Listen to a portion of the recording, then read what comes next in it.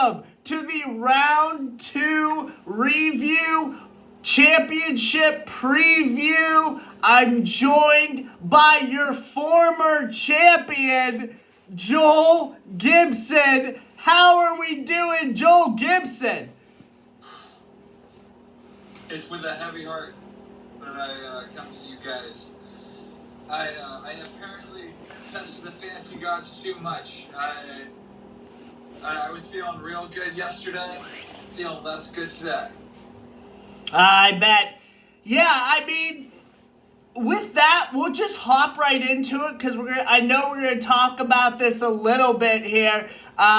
We'll start with the former champs matchup, the number 1 seed, the home team, everybody's favorite champion, Joel Gibson, Mr. Modest, comes into Joel Gibson's house. He takes what's his.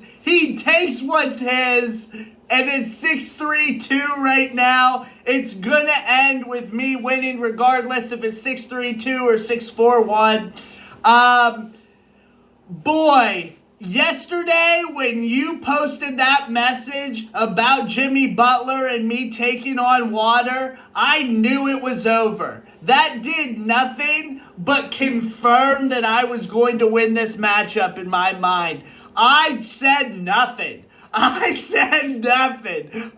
than careful testing the fantasy gods. And what did they do to you, Joel Gibson?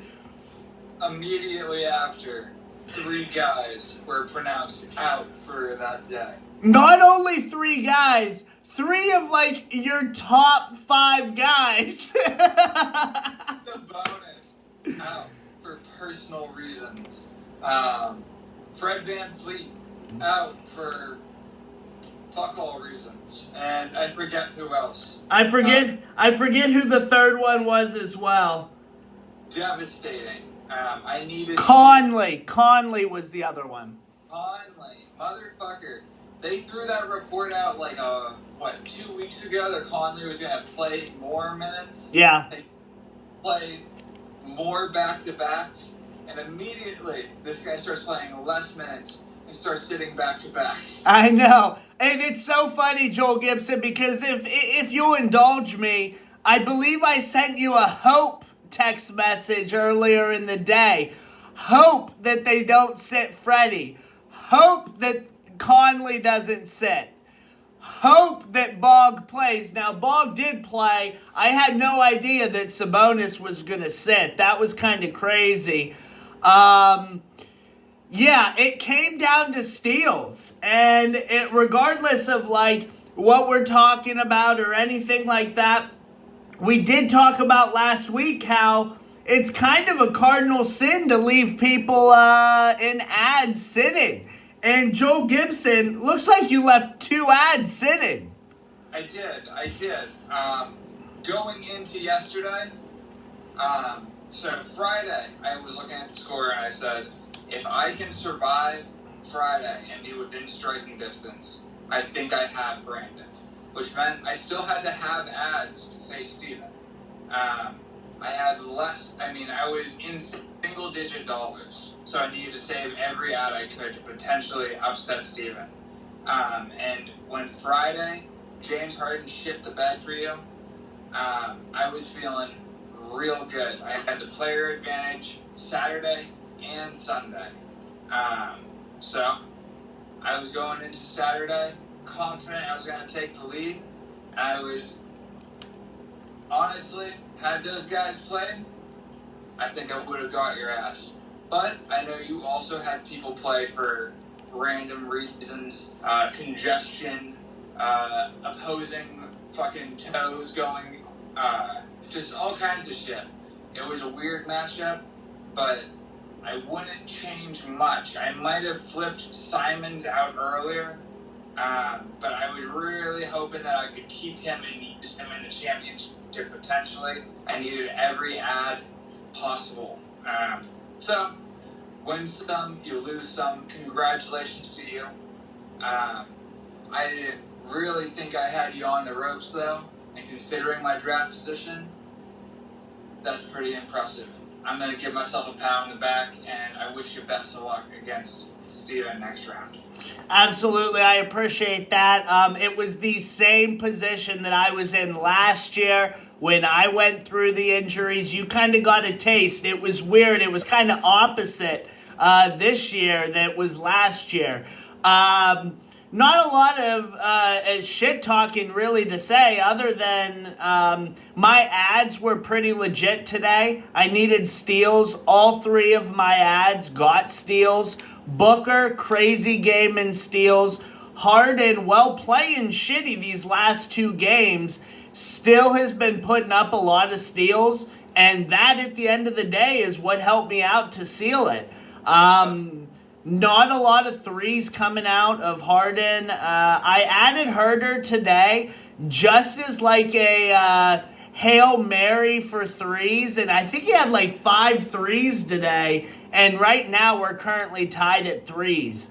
Good matchup to you. I understood exactly what you were doing by saving those ads. You needed them in case you won. I don't know that I would have really changed anything on how you played. The Simons thing was really tough. Freddie, really tough. It was just tough all around for you, and the fact that you still got that close. Horford and Tatum played out of their minds this matchup and kept you in it, and even Horford today having 5 steals, and then your solo ad today having 6 steals. With 4 steals, with an out tag yesterday, gambled on them. Yes. You did everything you could. So, honestly, hold your head high. I am happy I beat you. I am happy I hold a 2-1 record in the playoffs against Joel Gibson. And that'll be that way until we face each other in the playoffs again. Man, that'll feel good because that's about the only thing I can hold over you right now. But the one important thing is that trophy's coming back to Pittsburgh. Leading into our next matchup, Steven Thornhill takes care of business against Kyle, a.k.a. House of Cards Kyle, a.k.a. number 2 seed, losing to number 3 seed. Steven 9-1-1 in a semifinal after a season that has been so close. Steven comes out the absolute clear winner. Not a lot to say about this matchup other than Steven is taking injuries and still murdered Kyle. Yes, Kyle didn't have AD. I understand that, but it didn't matter. Steven murdered Kyle in 9 of the 11 categories. That's impressive shit. Steven's team is a force. He had great draft position. He went out there, he drafted whoever the fuck he wanted. He didn't give a shit about his cap.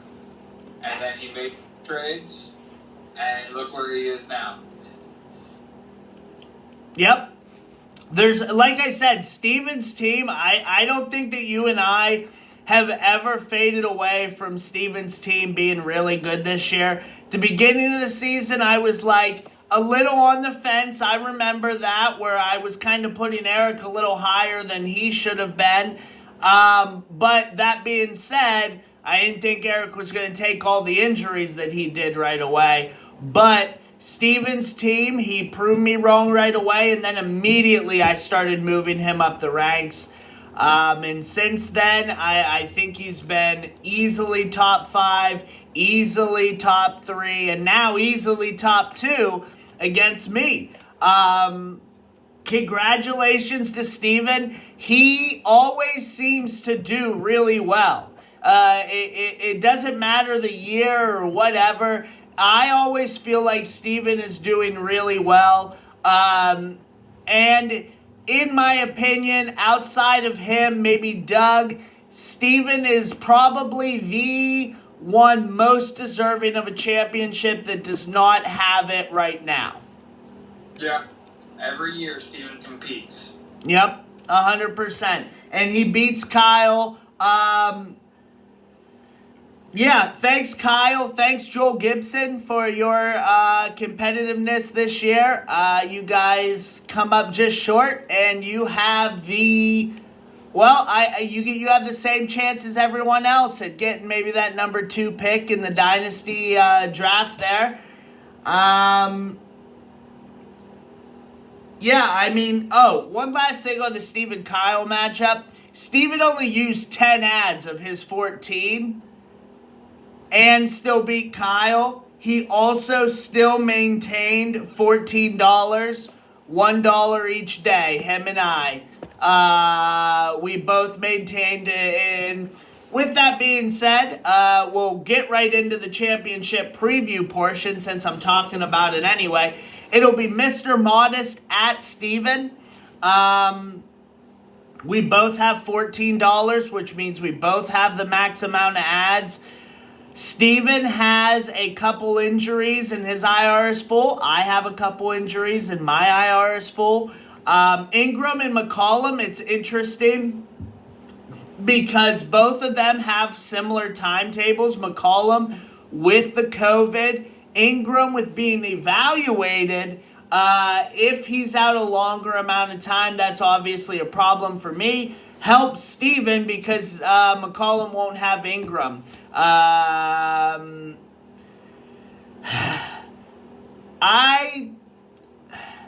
don't know. I don't want to say that Steven is going to beat me outright.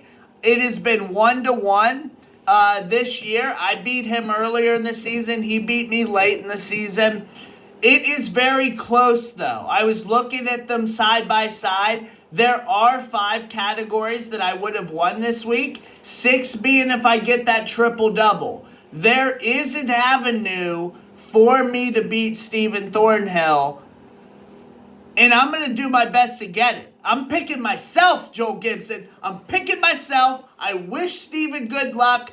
I think I'm better on the wire than he is, but I will acknowledge that his team is putting up monster numbers. Well, I'm going to pick Steven. Well, I think you have full strength before going down with multiple injuries in the playoffs, like Beal. I feel like you've lost some other guys, but I predict Ingram will be out longer. I just feel like Steven's a little bit healthier, and you've just taken a few more hits throughout the postseason. That said, we're getting to a point of the season where people start sitting for random reasons, and anything could really happen. If you start seeing a random Giannis sit game or a random Harden sit game, this gets really interesting real fast. You guys both have triple-double threats. He should have blocks locked down, and his double-double numbers have been incredible. But double-doubles is one of those fickle categories that you got to get double-digit numbers in both cats, or else it doesn't matter if you have 20. It doesn't matter if you have 40 and 9. It's still not a double-double. Yeah, and I was only short 2 with all my injuries last week, just saying. True that, but without looking, I feel like Steven had more double-doubles the week before. Yes. Yep. And that's... I can't remember, is Gobert going to be healthy going into your matchup? Yes, well, the report was kind of interesting because they said that there's optimism that Gobert will not miss extended time as a relation to the injury. However, Utah could also try to be conservative and sit him every now and again, especially because you've got Conley, who's they're sitting, and Bog, who's now dealing with that thigh injury. He looked fine the other day, but he was clearly laboring. If they choose to sit him, it could be really interesting. We don't know when Stewart's coming back on his IR. Jimmy is the one on my IR that should be back. I get it. It could be a toe injury or whatever. But he has Anunoby also, OG, on his IR that's going to be out at least for the first week of this matchup. So that's going to leave Steals a little bit more open. And I showed this week in this matchup, I can put up steals. In fact, it was like 10 more than Steven. And Anunoby is the one that gets Steven those extra steals that make him competitive. So I 100% agree with you when you say that even injuries one way or another could really determine this matchup. And it could even come down to one rebound to get that extra double-double or what have you. But Steven and I's team, if you look at it, are built completely different. He's a big man heavy team, and I'm a guard heavy team. That's been my build since the start. That's been Steven's build since the start. And I think even in our first matchup, if you go back to week 3 when we're talking about that, I even emphasize we are opposites then.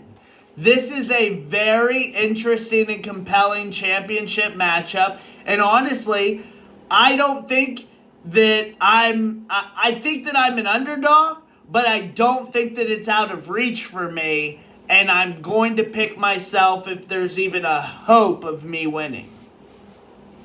I am still picking Steven, but I think it's kind of interesting, kind of funny that when I think back on your teams historically, I think of big men-oriented teams. The Boogie, Drummond.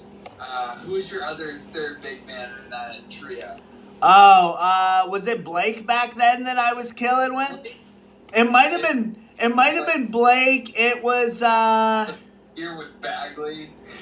Yeah, traditionally I'm a big man team and only recently converted to a guard heavy team. That was my way early in the day with guard heavy teams, and you were big man oriented teams. And we would be watching games, I'd be like, look at my guys just shooting shots, just missing. I don't give a shit. No. How you are with a guard-oriented team does not give a shit if you guys miss shots. I know, and I ended up not giving a shit today. It actually was kind of like enlightening to me, where I was like, oh, so this is what it's like not worrying if people are missing shots. That's kind of nice. Let's steal those balls, you know? Like, that's... Let it fly. They're going to make one of... Right. Well, I mean, like I said, I wish Steven the utmost of luck, and if I do lose, I'm telling you, I legitimately feel that nobody deserves a championship that doesn't have one more than you do, Steven. That is 100% honest. But I am going to do my absolute best to not let that happen and add that third championship, that third ring, Joel Gibson, that third ring. Good luck to you, Steven. Anything else from you, Joel Gibson? Good luck to you both. This is your champ signing off. All right, good luck, everybody. Now that 10 teams are eliminated, the respectful thing to do would be to just lock your teams down and let the two people in the championship go head-to-head. There's been talk in the messenger about dropping players, not dropping players, whatever. Don't do that. I want Steven and I to go head-to-head, lock your teams down. If you want to spend your money, fine. It's just, what are you playing for? Nobody's playing for anything in the bottom 10. Let's keep it that way. Outside of that, we'll see you guys this coming weekend as we're halfway through the championship matchup. 10:59 a.m. I'm dropping Jason Tatum. Go get him. Go get him. See you guys.